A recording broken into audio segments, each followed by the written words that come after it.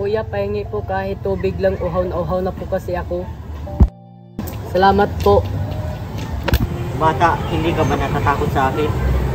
Bakit naman po ako matatakot sa iyo dahil po ba sa dami ng tattoo niyo sa katawan? Hindi naman po lahat ng may tattoo ay masama. Matalino kang bata ka. Ano ba gusto mong paglaki? Gusto ko po sana maging abogado para mabigyang hustisya ang aking pamilya. Bakit? Ano bang nangyari sa pamilya mo? Walang awa silang pinatay at wala man lang tumulong.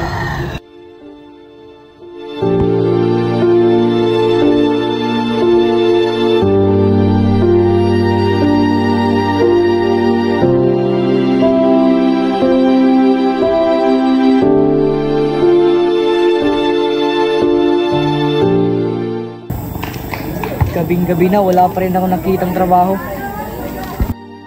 Ali, baka pwede pong mamasukan ng trabaho kahit kaunti lang po.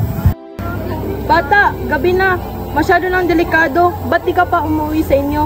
Ali, baka meron po kayong kakilala na pwede maraketan kahit kaunti lang ho.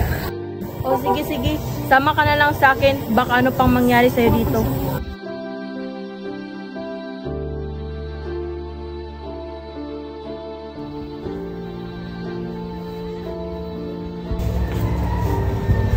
Magandang umaga po, ma'am.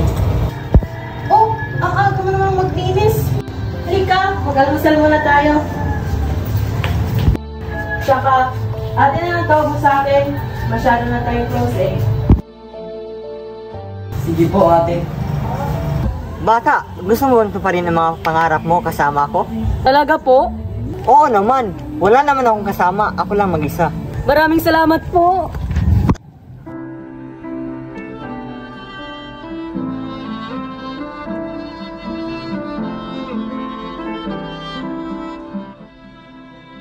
Naku, kawawang bata. Ano kayo magagawa nito?